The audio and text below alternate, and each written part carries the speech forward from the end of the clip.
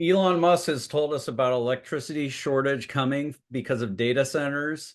He's talked about the transformer shortage as well. We all know the interconnect queue is very long for power producers to get approved. And Tesla, in their latest Master Plan Part 3, talked about hydrogen. Today, we're going to talk about a company that may address all these things. And Matt, our energy expert, is here to join us. Hey, Bradford.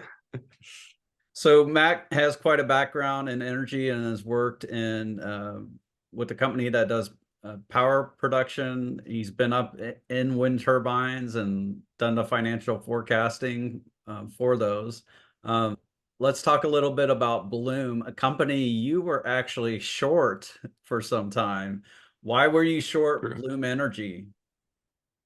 Yeah, so I was short Bloom Energy about 2 years ago, and the reason was they claim to be a clean energy company, but if you look at what their technology actually is, it uses natural gas as an input, and so it still emits CO2 to the atmosphere.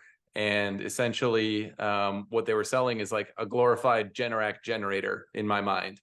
So I'm thinking, okay, this is like still a polluting backup generator that's slightly less cost efficient probably than some of the other alternatives out there. And frankly, even if you're bullish about their technology, it's just not a very big market. So I struggled to see them as a very growthy kind of opportunity. So those are the reasons that I was short a couple of years ago. That a lot has changed in the last couple of years, mostly on the energy side of the equation, but also I think Bloom's made some great strides that we can talk about also. But the electricity shortage, as Elon keeps warning us, is one of the biggest things. So the demand for new sources of electric load, so that's users of electricity, are really popping up at a pretty significant rate. The data centers that are being built right now are becoming massive consumers of electricity. And if you think about you're building a data center based on NVIDIA GPUs because you want to be at the absolute cutting edge of AI. Do you want to wait 5 years for an interconnect queue to connect your data center? You cannot wait 5 years. You cannot wait 5 years. You cannot wait 4 years. So this was, when I was short this company a couple of years ago, the interconnect queue was more normal, like 2 or 3 years. Now it's 4 or 5 years. Bloom is a viable alternative where one of the things that they can do is they can get you set up to generate your own power to power a pretty large data center in 6 to 9 months. So that's a massive difference to the 4 or 5 years that it might take to go through the interconnect process. A lot of things about their technology in particular, which offer flexibility. So let's say you're Amazon, and Bloom actually does have a partnership with Amazon where they're powering some of their data centers in Oregon that's being built right now. And you say, okay, well, this is great because I can get my power up and running now. But I also you're still running on natural gas. So that's kind of a bummer. Well, you can actually use different fuels as an input. So you can actually, with the same fuel cell that you're buying right now, you can have biogas come in and use that as the fuel source. You can also use hydrogen and get electricity out of it. So you are able to give what the customer needs right now while giving them the flexibility to adapt and to decarbonize over time without leaving a big stranded asset at your data center. So that's something that is pretty compelling, I think, to people who are time sensitive about the power that they're going to need. And then if you just kind of zoom out beyond just data centers, these grid issues and the lack of reliability on the grid as we're adding more renewables, you don't have very many sources of power that are both clean and firm. Now, in electricity speak, firm power is power that's there when you need it. So wind and solar are not firm. There are some sources of clean, firm power, like geothermal. There's a new company called Fervo, very early stage, that's just kind of getting into this on the geothermal front.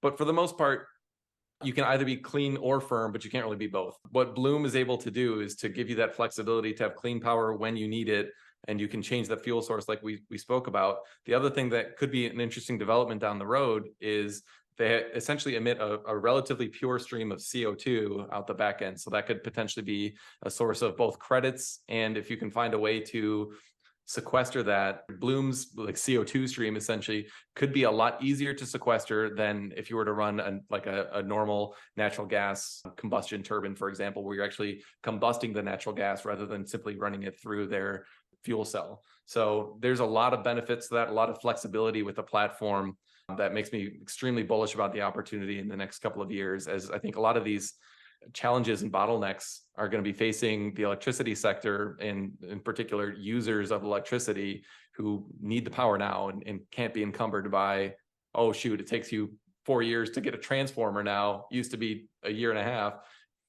If you just generate the power at the voltage that you need with one of these Bloom, they call them servers, but it's basically just a fuel cell, then you avoid the transformer shortage also.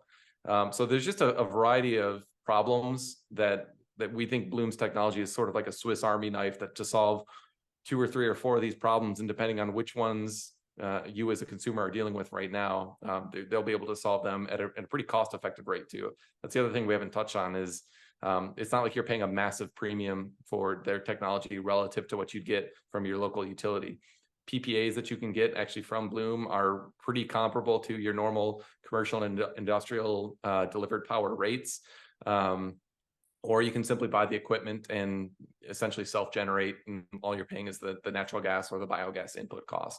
And, So and, a lot and of on a flexibility. cost basis, natural gas is cheaper than diesel on the power grid Cheaper and market, cleaner. right? Yep. So natural gas is the way to go. Also hydrogen, there's a future for Bloom with hydrogen. So back in September, we visited Bloom's plant. When I say we, I mean our firm. So it was you and someone else from our firm that visited the factory where they're making their Bloom servers. And you were able to see the automation that they've introduced, the line they have today, but also that they have the capacity to put in 3 more lines in that building alone. Can you talk about the cost reduction that Bloom has done, and maybe the potential transition to profitability? Yeah. So you're right. I mean, that was another area to go back to the beginning of the conversation. Why was I short earlier? A big piece of that was they were not profitable and they had no prospects of becoming profitable. And frankly, I'm a bit surprised just 2 years on how far they've gone on actually reducing the cost of these units. So essentially, they opened a new facility in Fremont, California. They actually hired someone who used to work at Tesla's Fremont facility to operate the place, and it's pretty impressive, I've got to say. They have a huge amount of automation on this first line that they put in there. Their old facility was extremely inefficient. There were a lot of kind of like turns. There was actually a bathroom in the middle of their production floor, so like you're essentially routing your entire production process around the bathroom and doing a lot of stuff in batches and then physically moving it.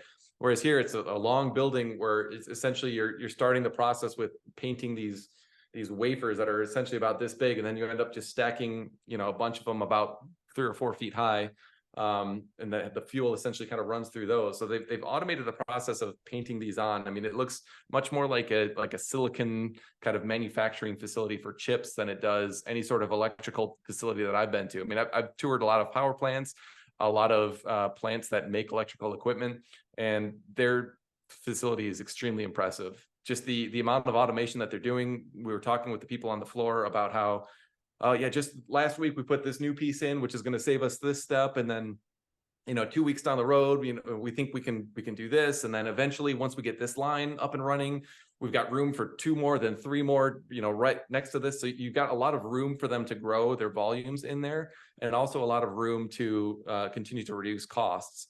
So if you look at their cost, I was trying to pull up the model to get actual numbers in here, but the cost reduction they achieved in Q3 is staggering. I toured the facility during Q3, and so I kind of had an inkling that they would reduce some costs, but actually seeing how much they reduced their cost by made me extremely bullish. And so that kind of gets to the other nerdy part of my brain. I'm not only an energy nerd, but I'm a finance nerd. So, I'm looking out at where do analysts think that the stock is going to go. And if you look at analysts projections for earnings per share next year, most of them assume that they're going to stay negative but there are a couple analysts that think they're going to kind of turn the corner to profitability. So Bloom is right now like right at the very inflection point where if you kind of ignore a couple one-off items they had in Q3, they would have been profitable. So if that trend continues, they will be profitable in Q4 and beyond. So we think that they will turn the corner and become profitable. This is financial advice. We are financial advisors, but this is not financial advice. But when you do the math of, okay, let's just assume that they continue to find ways to cut costs out of their production, and especially if you couple that with increased volume, which they certainly have the capacity for. But it's just, that's always been one of the concerns with Bloom that I've had is, okay, when are the orders going to show up? When are the orders going to show up? I think we're at this point now where the orders are going to be showing up right at the time when they've actually reduced the costs also. So we should have a pretty interesting dynamic coming up where we've got both volumes increasing to the point where you can start to see some of the operating leverage, but also, you know, the manufacturing strides they've made in the last couple of years, I think are going to continue. And that should result in increased gross margins going forward. Are you a Teslaionaire eager to further grow your Tesla shares? At rebellionaire.com, Bradford Ferguson and Matt Smith have demonstrated their aptitude, consistently delivering groundbreaking, world-first research featured on platforms like Tesla Daily, Dave Lee on Investing, Solving the Money Problem, Limiting Factor, and Farzad Mesbahi. At rebellionaire.com, we go beyond just holding shares. We strategically trim and add, capitalizing on the stock market's emotional fluctuations. Our approach involves selecting additional exponential growers like NVIDIA, which we believe are undervalued by Wall Street. We use covered calls to create cash flow from stocks, even those without dividends. Our financial planners craft a personalized master plan using a first principles approach, addressing all aspects of your finances, not just your investments. Our goal is to consistently increase your share count, avoiding missed opportunities during market FOMO or panic selling, and minimizing tax liabilities. If you're ready to enhance your share growth with our help, visit rebellionaire.com. Talk a little bit about hydrogen moving forward. The interesting thing about Bloom's technology, when you think of what they're doing with the fuel cell, you're inputting natural gas and you get out electricity. Well, you can actually use pretty much the exact same technology set, the same fuel cell. It looks like pretty much from the outside anyways, it looks exactly the same. But if you just change the math around a little bit, where you input water or steam and you input electricity, then you can actually output pure hydrogen, and then oxygen would be essentially discharged to the atmosphere. So they actually have a technology that is extremely efficient. Their same solid oxide technology, it's called, is extremely efficient at generating hydrogen through electrolysis, especially if the input is a high temperature steam. There's nobody that's even close to as efficient as they are. So if you think of applications like nuclear energy or combined heat and power plants, or industrial applications like steel mills, for example, where you could have steam which is a waste product from a lot of these industries, and use that waste product as an input into your Bloom electrolyzer and get pure hydrogen out. Which, if you're co-locating this on a steel plant or at a concrete plant, some of these what are called hard to abate sectors of the economy, where if you're trying to take the CO2 out of certain sectors of the economy, which is absolutely a priority, and it's something that's being talked about right now at the COP meetings, and I forget exactly where it is. I think it's Saudi Arabia right now. But countries are absolutely pushing this and subsidizing this. And Bloom's technology is very well suited to play a really key role here. As Bradford mentioned, Tesla even talks about hydrogen being a really important means by which we can stabilize the grid. So Tesla, if you look at it on a terawatt hours of storage needed basis, Tesla's master plan part 3 actually said you need a lot more hydrogen storage than you do lithium ion storage to balance out our grid. So that certainly implies that you'll need a lot of hydrogen electrolysis as well in order to make that math work. So this is a whole other huge opportunity. I think the market's not quite yet ready for prime time on this, but just a couple months ago, the Department of Energy announced some what they're calling hydrogen hubs, which are a couple different geographic regions within the United States, where they're trying to bring together both producers and consumers of hydrogen to really kickstart this market. So Bloom has what I would call huge upside optionality on the hydrogen opportunity, but I think they're a bargain just on the strength of their core fuel cell business. So, electricity crunch with data centers coming, lack of transformer supply still, that really hasn't abated.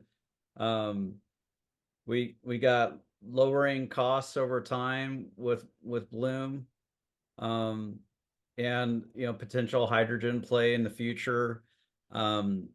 The interconnect queue is a big issue. Maybe one risk to this is somehow like legislation or that connect process gets way better. We'll wait to see that Not happen. optimistic. But like beyond that, we just see the demand for electricity greatly increasing, especially with like how useful this AI compute is. And even beyond AI compute, accelerated compute at the data center, traditionally the CPU has been 95% of the compute or more at the data center. And Jensen Huang of NVIDIA sees that flip-flopping, where accelerated compute potentially becomes a half or more of the compute at the data center. So that's going to cause a lot of demand for electricity there. We want to share this with you, not investment advice. Any closing thoughts before we go, Matt? Yeah, thinking about Bloom, we've taken a long time to try to do our homework on this to make sure that we really are bullish about the opportunity, because there is a little bit of risk, and I think the biggest risk is that the volumes don't come through in the way that we're hoping to. So they do need some kind of volume increase on the number of megawatts that they're deploying on a quarterly basis to increase a little bit from here in order to get on the sustained path for profitability.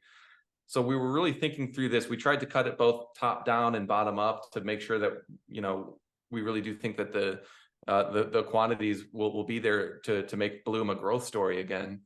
And when I step back and think about how many problems this solves for the grid, and frankly, how significant the problems with the grid have become, that's where I'm really convinced that we do have a very significant opportunity. I mean, this is not the sort of thing, if they were priced twice as high as the utility solutions, and then they had these other benefits over here, this wouldn't be a winning story. But they've actually got room to cut prices from where they are right now, which would actually increase their competitive position to the point where, hey, maybe you're actually better off just using a Bloom server and cutting out the utility. I don't think that's necessarily part of the bull thesis. But when you just look at how cost effective their offering is on top of providing these other benefits, that's where I'm convinced that we really will see this volume growth, because they do solve so many problems that the grid is facing right now.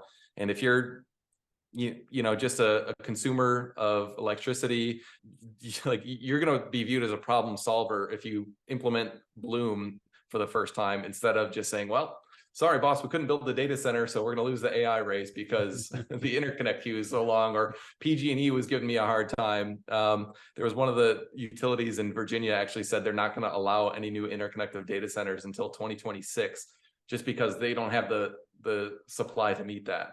So there are a lot of decision makers who are facing realities like this in the grid right now, who are searching for alternatives. And I think what we'll see over the next few years is that Bloom has been the de facto choice for a lot of these providers.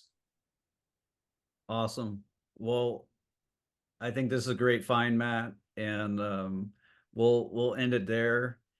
It's been good to present this all to you, and looking forward to we're not committing to any updates, but we thought we would share this idea with you. I'll say bye for now. Bye for now.